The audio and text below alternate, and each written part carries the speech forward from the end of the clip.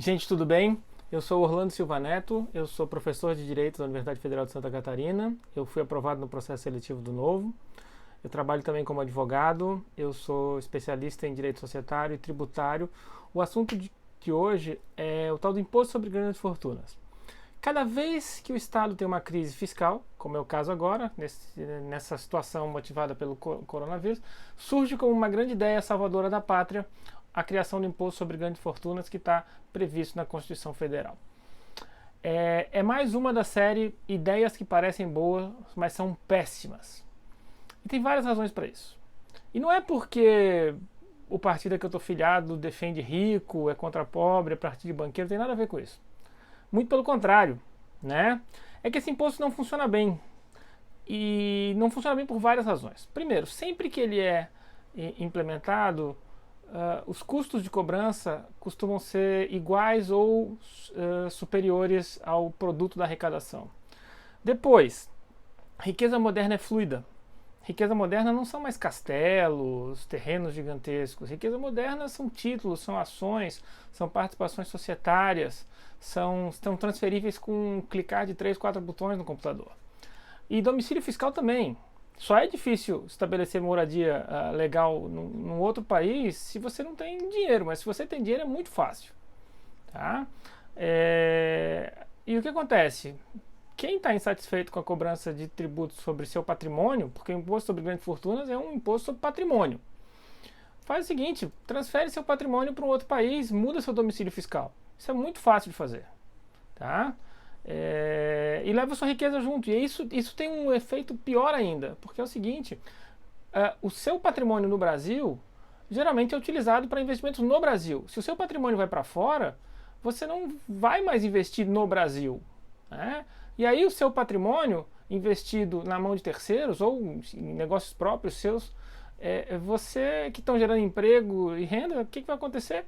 Desemprego, esse dinheiro não vai ser utilizado para nenhuma finalidade produtiva, ou melhor dizendo, vai estar sendo utilizado para finalidades produtivas em outros países, gerando empregos para pessoas de outros países. A Alemanha tinha esse imposto, abandonou em 97. Na França, o francês mais rico se tornou cidadão belga, quando esse imposto tentou ser cobrado com mais veemência. Ele até existe nominalmente, mas é uma arrecadação pífia. Hoje em dia, o Gerard Depardieu, também aquele ator famoso do Narigão, mudou domicílio fiscal. Outra coisa importante também é o seguinte, essa riqueza já foi tributada. Ao ser criada, ela foi objeto de tributação pelo imposto de renda e contribuição social sobre lucro, se foi de pessoa jurídica. Então, não é verdade que essa tributação, que esse patrimônio não está sendo tributado. Ele já foi tributado. Tá? Outra questão, o uso desse patrimônio, o emprego desse patrimônio, o aumento desse patrimônio é tributado. A renda decorrente do aumento do patrimônio é tributada, enquanto que a perda de patrimônio não tem dedução fiscal. Tá? Então veja só, se seu patrimônio reduz, o Estado não te dá um crédito tributário, mas se seu patrimônio aumenta, o Estado te tributa.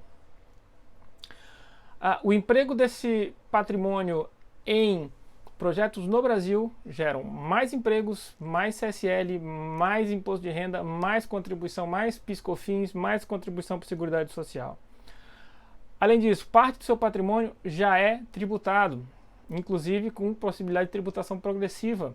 Né? Parte do seu patrimônio imobiliário já é tributado pelo IPTU. Em Florianópolis, por exemplo, embora não seja um tributo estritamente, mas se for um imóvel situado em área de marinha, você ainda tem que pagar o foro. Se você tiver carro, se você tiver moto, você tem IPVA.